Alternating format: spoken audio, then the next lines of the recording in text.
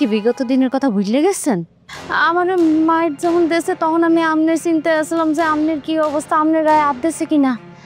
আল্লাহ আমনের মাথায় যথেষ্ট বুদ্ধি দিয়েছে যে আমনে তখন গাছের উপরে পলাইছিলেন, নাহলে আমনের গায়ে যদি হাত দিত কি অবস্থা তো বুঝতেছেন। এই চেহার তো লাগবেই, করবেন কি? তুই বুঝতে আসো না, তোরা কেউ বুঝতে আসো না কেন? আমি পাগল হয়ে গেছি, আমি একদম পাগল হয়ে গেছি চেয়ারের কারণে। কারণ আমি একজন পলিটিশিয়ানের কাছে চেয়ার অনেক অনেক অনেক ইম্পর্টেন্ট। এখন যে কোনো মূল্যেই হোক ওই চেয়ারটা আমার চাই। ওই চেয়ারে গিয়ে লাগলে যদি 2-4 গ্রামের লাশ ফালাই দিতে হয়, গ্রামের লাশ ফালাই দিবি, কিন্তু ওই চেয়ার ছাড়া আমি বাঁচবো না। চেয়ার ছাড়া আমার পাগল ডাকতেছে, আমার এখন চেয়ার লাগবে, আমি এখন চেয়ার লইয়া। আচ্ছা আচ্ছা ঠিক আছে, চলেন। আপনি আমার সাথে আছেন, আমার বুকে এখন সাহস আছে। চলেন এখনই যাবো, যা আছে কপালে। একটু খারান, আকাশটা কেমন জানি একটু খারাপ, ছাতা লইয়েহি।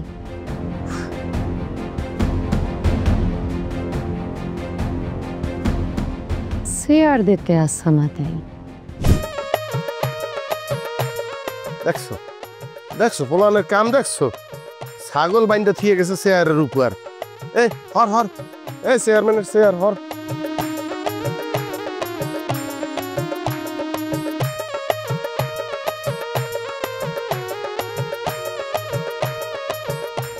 এত বড় সাহস, হ্যাঁ? চেয়ারম্যানের চেয়ারে ছাগল বয় থুস? সমস্যা কোথায়? মগো দেশে কিছু কিছু গুরুত্বপূর্ণ চেয়ারে ছাগল বইয়ে রয়েছে, সব জায়গায় না, তবে কিছু কিছু চেয়ারে অবশ্যই ছাগল বইয়ে রয়েছে। ওই সিদ্ধান্ত দেখলেই বোঝা যায় এটা কোনো জ্ঞানী মানুষের সিদ্ধান্ত হইতে পারে না, এটা ছাগলের সিদ্ধান্ত। আর মগো গ্রামটা যেমন ডুলে চলতে আছে, এই গ্রামের মানুষজন যেইভাবে তার মৌলিক চাহিদা থেকে বঞ্চিত, তাতে তো মনে হয় গ্রামের নেতৃত্বেও কোনো না কোনো ছাগল আছে। একটু বেশি বললে ফেলাইলেন না? সীমা আর অতিক্রম করেন, এই সীমা অতিক্রম করলে কিন্তু আমি সীমা না কাটিয়ে দিব। ওইটা লইয়া আসলে এখনো তর্কে যাইতেছি না, এখনো হতাহত লগে লইয়া ঘুরতে আছেন। যাই হোক শোনেন, আশা করব এই ছাগল নাইমে যাওয়ার পরে যে আবার এই চেয়ারে বইবে, সে সুন্দর মতো মানুষের মতো এই গ্রামটা চালাইবে, ছাগলের মতো চালাইবে না। ভাইয়া ছাগলটা হরাইলে আমরা চেয়ারটা নেট পেরিয়ে। অফকোর্স আপনাদের চেয়ার তো আপনারা নেবেনই, চেয়ার লইয়া যান। এই চেয়ারের প্রতি মগো বিন্দু পরিমাণ কোনো লোভ নাই, কারণ ক্ষমতা এমন এক জিনিস, দায়িত্ব এমন এক জিনিস, সেইটা কিন্তু সবার জন্য না, যোগ্যতা থাকা লাগে। ওই যোগ্যতা মন নাই এই চেয়ারে বয়ার। চেয়ার লইয়া যান। অবশ্য যারা চেয়ারে বইতে আছে তাদের যোগ্যতা লইয়াও কোনো মোর প্রশ্ন আছে। সামনের যদি মগো যোগ্যতা লইয়া এত প্রশ্ন থাকে, তাহলে আপনার আইডিয়া দি। এতই যদি আপনার ধারে মনে হয় যোগ্যতাহীন মানুষজন এই চেয়ারে বইয়ে থাকে, আপনি তো নিজেকে অনেক যোগ্যবান মনে করেন, এত দুর্গুণে লেখাপড়া করে গিয়েছেন, একটা কাম করেন, আপনি হাবু পলিটিক্স করেন। আপনি পলিটিক্স করবেন মগো বিপক্ষ হইয়া। এরপরে মানে যদি আপনারা নির্বাচনে জিতেই দেয়, আপনি যদি অনেক ভোট পান, হ্যালে এই চেয়ার মুই মোর হাতে আপনাকে উপহার দিয়ে যাব। অবশ্যই অবশ্যই আপনাকে সাধুবাদ জানাইতে আছি চমৎকার কথা বলার জন্য। তবে হ্যাঁ, এই ফির কইলাম নির্বাচন আগের মতো হইবে না, মাঝরাইতে ভোট কেটে না হন কেন্দ্রে ভোটার আইতে গেলে তা করে বাধা দেওয়া, ভয়ভীতি কলম ঘটবে না। এইবার নির্বাচনের মতোই হইবে আমরা আশা করতে আছি। এবং যদি নির্বাচন মোরা যেইভাবে চাইতেছে, মানে জনগণ যেভাবে চাইতেছে ওইভাবে সুষ্ঠু হয়, মগ বিশ্বাস ভোটাররা যোগ্য নেতৃত্ব বাচ্চা নেবে। ছাগল ফাগল আর ক্ষমতার চেয়ারে বইতে পারবে না। হ্যালো, তো আপনার বিষয় জানাই দেওয়া উচিত, আমার দায়িত্ব বললে মনে হয়। For your kind information mister Habu, আপনি তো সুদূর বিদেশ গণে লেখাপড়া করে গিয়া উচ্চ শিক্ষা নিয়ে একদম নিজেকে বিজ্ঞানের সাগর মনে করতে আছেন। তো ভালো, পলিটিক্স করার গিয়া ওই লেখাপড়া দরকার হয় না। ওই পলিটিক্স করার লিগে প্রয়োজন হয় কি বুদ্ধি। কারে কি বের কি কুইয়া ওই মার পেছে ফালাইতে হবে, এগুলো সব বুদ্ধির খেলা। এগুলো লিগে লেখাপড়া লাগে না, লাগে একজন মেধাবী নেত্রী। মেধাবী না, ওইটার বলা হয় চালাক। অতি চালাকের কলম গলায় ধরি। হ্যাঁ, অবশ্য এই দিয়ে আপনি ঠিক বলছেন, এই দেশে অনেক ক্ষেত্রেই গণ্ডমূর্খ নেতা হিসেবে রয়েছে। হ্যাঁ, তারা একদম শীর্ষ পর্যায়ে চলে যাইতে আছে এবং তারা বড় বড় সরকারি কর্মকর্তাদের সাথে বৈশিয়া সিদ্ধান্ত প্রণয়ন করতে আছে, এইটা করা যাইবে, এইটা করা যাইবে না। কারণ তারা যে নেতা, আর ওই সরকারি কর্মকর্তারা যারা অনেক শিক্ষিত, মেধার পরিচয় দিয়ে সরকারি কর্মকর্তা হয়েছে, তারা আবার ওই মূর্খ কথা শোনে, জি স্যার জি স্যার, আর মনে মনে আসে আর ভাবে যে মূর্খ কথা কয় হেই আমাকে সার সার কইয়া শোনা লাগে। কি তো ওনার ভাষণ শেষ হইলে চেয়ারটা লইয়া ভাইয়া, আবু ভাইয়া, আমনে যদি দয়া হয় হ্যাকে যদি না মান হেসে তুমি ব্যবস্থা কর। হাই হাই হাই, এ ছাগলে, তোমার সময় শেষ, এখন তোমার বড়টাই বেইছে, আরে লইয়া যাও, তোমাকে লোক যোগ নাই নিয়ে লইয়া যাও, এক খুললিয়া খুললিয়া লইয়া যাও। পাঠাইতে আসি, দয়া করে দিয়ে দিন। হ্যাঁ হ্যাঁ হ্যাঁ, তোমরা লইয়া যাও, বলা আছে। এ ছাগল নাম নাম নাম নাম নাম।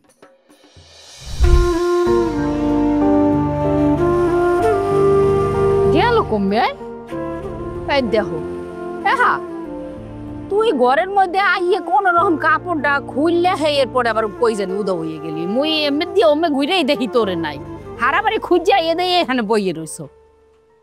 এখন ওই ওই শয়তান হেই ওই সেকেন্ড চেয়ারম্যান বলে গ্রামে আইয়ে ঢুকছে, সত্যই তোর লাগে বলে দেখা হইছে, তোরে কিছু কইছে টইছে নি আবার?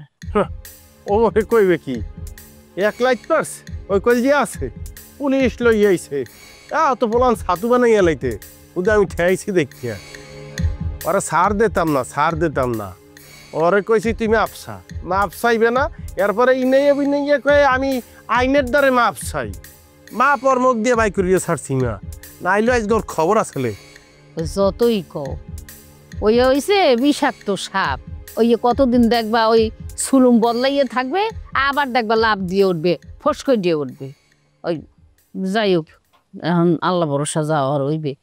তো তুই ওই ঘর থুই এখানে থমারি বইয়ে রয়েছে কিরফানে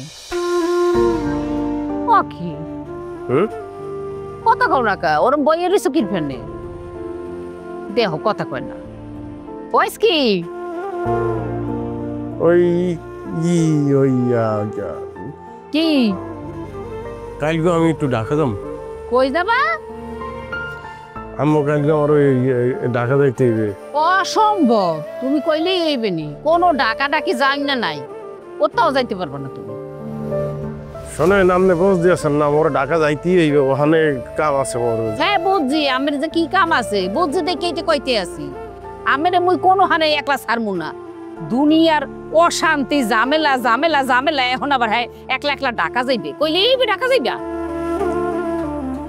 আম্মু কি আমার অনেক কিছু জানার বাকি আছে, আমার যাইতে আম্মু, বাধা দিয়েন না, আমি হলে মানসিকভাবে শান্তিতে থাকতে পারবো না আম্মু, আরো আগেই যাইতাম, খালেক্কা করে এই অবস্থা দেখে আমি যাইতে পারি নাই, বিবেক বাধা দিছে আম্মু, আমি এখন যাইতে আম্মু, আমি যাওনি, আমার কেউ ফিরতে পারবে না।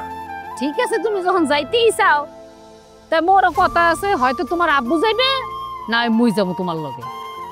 হ্যাঁ কা, আপনারা দেবেন কিরবিনে, আপনারা ওইখানে যাই করবেন কি, আপনার কামটা কি?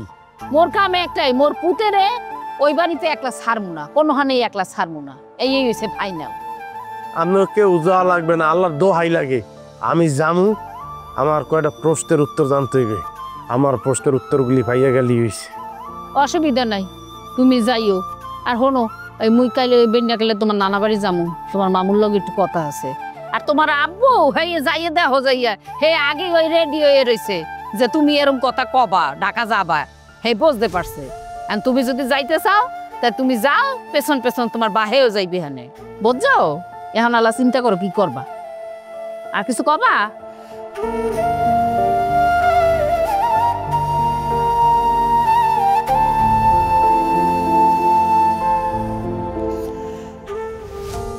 তোর যাইতে হইবে,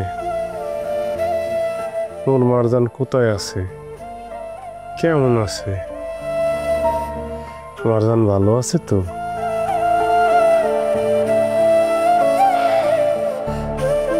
কালকে সকালে তো হাবু যাইতেছে মারজান ভাবি গো বাড়ি। হ্যাঁ কা, তুমি সেটা বোঝো না? এত কিছু যে হইয়ে গেলে এর মধ্যে একটা খোঁজ খবর নেছে, এবার বিয়ের দিই যে আমরা হেগো বাড়ি যাই রে হে তো একটা ফোন দিয়েও জিগে না যে আমার কোনো সমস্যা হয়েছে কিনা। তাই হাবু যাই হনে দেখবে না যে ভাবির কোনো সমস্যা হয়েছে কিনা। আচ্ছা আমি একটা জিনিস বুঝলাম না, হাবুরে যাওয়া লাগবো কি লেগিয়া? হাবুর লেগিয়া আমি দেখে শূন্য 5 জায়গায় দেখবো, এবার আমি দায়িত্ব নিয়ে ভাবুর এটা বিয়ে করাবো। এবার এমনও তো মাইয়ে আছে যে মাইয়ের বাপে 5 বিঘা সম্পত্তি দিতে চায়, মানে আমারে। হলে তুই বোঝ, আমারে যদি 5 বিঘা সম্পত্তি দিয়ে মাইয়ে বিয়ে দিচ্ছে হাবুর দ্বারে, তাহলে হাবুরে কি দেবে? যদি কই বিমান দেওয়াল তা বিমান দেবে, গাড়ি দেওয়াল গাড়ি দেবে, যেমন চাই দেবে। তাহলে ও এত প্যারা নিতে স্কিল লেগে বুঝিনি কিছু। মেয়া তুমি যেটা মূর্খ তোমার কথাই সেটা বোঝা যায়। এ মেয়া হাবুরে 5 বিঘা জমিকে হাবুরে যদি 50 কোটি টাকাও দেয়, হাবু অন্য মাই বিয়ে করবে? ওরা হচ্ছে দুইজনে ভালোবাসে। মারজান ভাবি হাবুরে ভালোবাসে, হাবু মারজান ভাবিরে ভালোবাসে। এখন যদি হাবুরে তুমি হারা দিনও কও যে অন্যটা মাইয়ে বিয়ে করা করবে, আর তুমি এটা জিনিস চিন্তা করে দেখছো মারজান ভাবি যে বড় লোকের মাইয়া, হ্যাঁ যদি চাইতে যায় 1000 কোটি টাকার মালিক এরকম একটা পোলা দেখে বিয়ে করবে, হ্যাঁ পারতে না? হ্যাঁ তো করে নাই। ভাবিও তো মনে করো যে হাবুরে ছাড়া করে বিয়ে করবে না। একজনের ভালোবাসে, ভালোবাসা কি তোমার বুঝতে হইবে, দুজনের মধ্যে মহব্বত আছে। আর তোমার লাগে এগুলো কই লাভ নাই, তুমি বুঝবা কি? তুমি প্রেম ভালোবাসার বুঝবা কি করবে?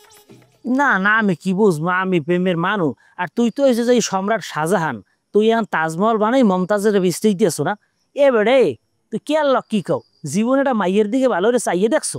তুই এইসব প্রেমের কাহিনী কইতে হামুক জানি কমনের। এ মাইয়ের দিকে তাকাই না, এটা তো আমার চোখের যে না আমি দূর করি, বুঝো না? তোমার মতো তো অসভ্য না আমি যে সারাদিন দেখলে তাকাই দেখবো। একটা মাই যদি দেখে ভালো লাগে একবার তাকামো, বারবার এটা দেখা লাগবে কি লিগে? আর তোমাকে দেখাই দিই আমি তাকামো। হন আমি তোমার একটা কথা কে আলমাস ভাই, তুমি ফার্দার এগুলো কোনো কথা কইও না। হাবু যদি এগুলো হনে হাবু কিন্তু তোমার রাগ হইবে। হেডা হাবু রাগ হইলে আমার হাবুর লাগে আমি পোষাই নি। তার মানে তুই কথা ঘুরেস না। তুই যে এই যে বিয়ে হতে যে পারতে আসো না, এটা হইলে তোর প্রাকৃতিক সমস্যা। এটা তো আমি ধরিয়ে লাইছি না, এটা অস্বীকার করার তো কিছু নাই। তোর হন তুই এইসব গাদ দাও তুমি, তোরা আমি আবার গাদ দাও। তোরা আমি কথাটা আমি কই বুঝাই হন আমার কথা। পারবা তুই তুই গায়ে দাও। আই আমুক এরকম না, ধরো না সমস্যা সব বুঝের কথা। একাধিক সমস্যা কি? প্রাকৃতিক সমস্যা আছে আমি যে জানি না।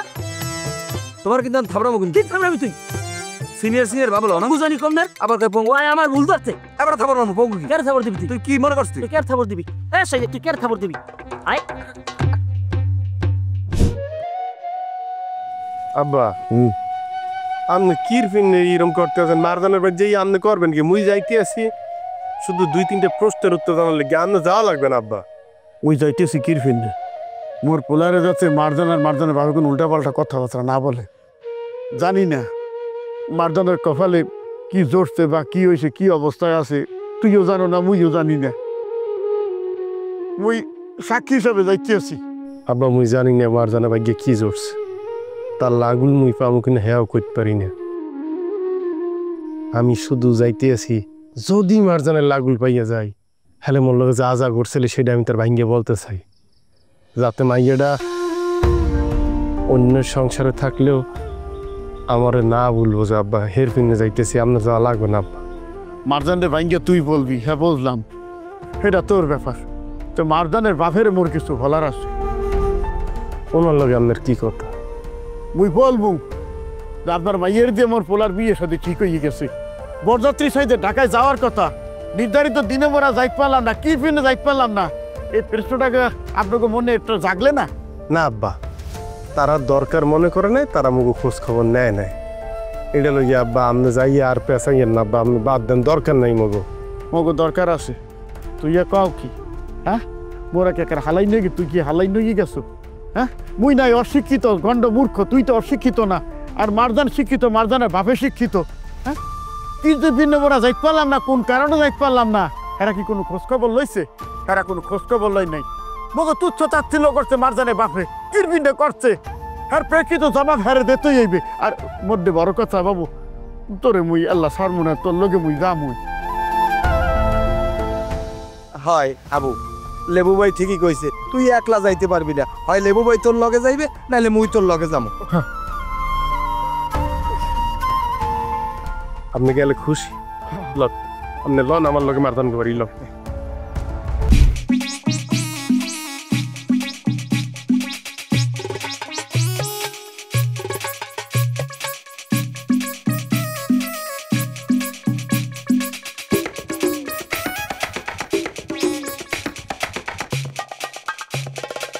কি সোনা মানিক, কি দেখতেছ?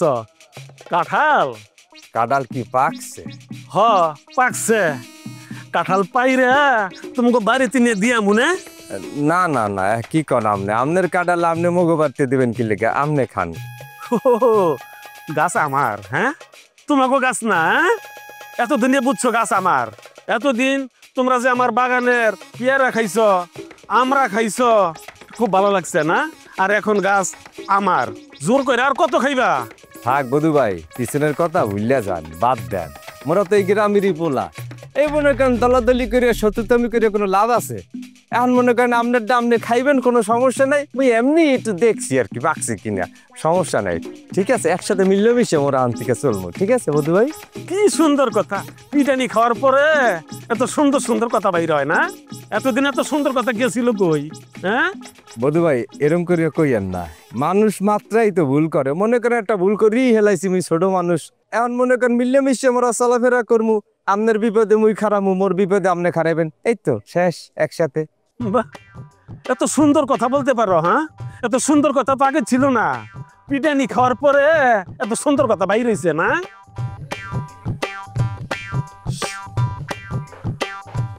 ভালো না ইয়ে উপায় আছে, পিটাইছে তো একলা হাফলা পিটান পিটাইছে।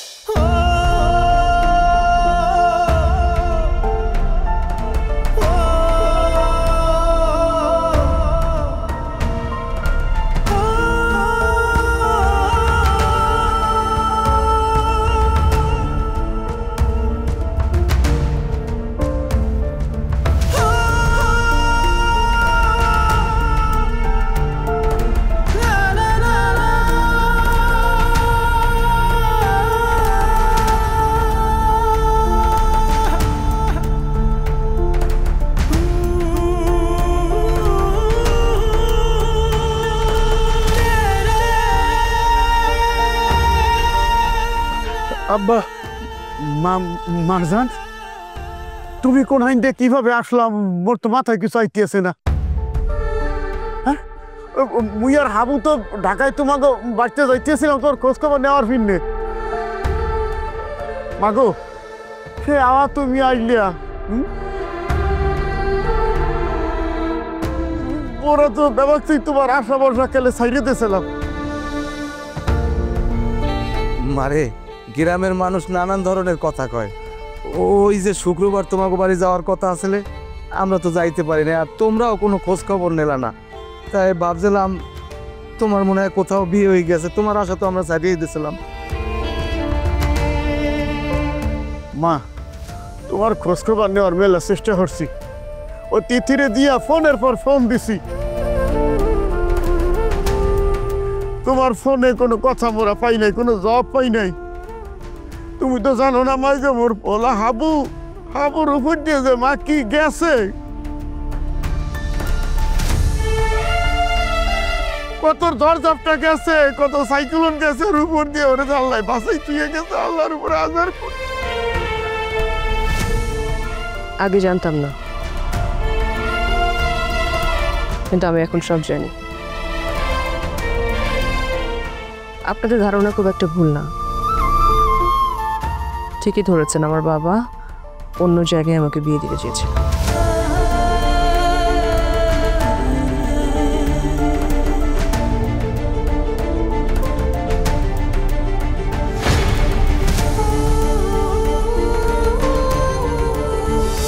হাবুর বাবা মা কখনোই আপনার কাছে এসে হাত পা ধরে মাপ চাইবেন না, এবং আমি এই গ্রামে আপনার উপস্থিতিতে হাবুকে বিয়ে করব। যে বিয়ের সাক্ষী থাকবেন আপনি, এবং সেই দিন বাবা মা মানে আমার শ্বশুর শাশুড়ি ঠিকই কান্না করবে, তবে সেই কান্নাটা হবে আনন্দের, আর আপনি দাঁড়িয়ে দাঁড়িয়ে তা দেখবেন। আমি আপনাকে চ্যালেঞ্জ করে গেলাম। অতএব যাই, আমি আমার বিয়ের প্রস্তুতি নেই, আর আপনি সে বিয়ের সাক্ষী হওয়ার জন্য প্রস্তুতি নেন। কারগুলোর সুখ মনে মনে, এবং এইটা আমি আপনাকে চ্যালেঞ্জ করে দিলাম, নিলাম।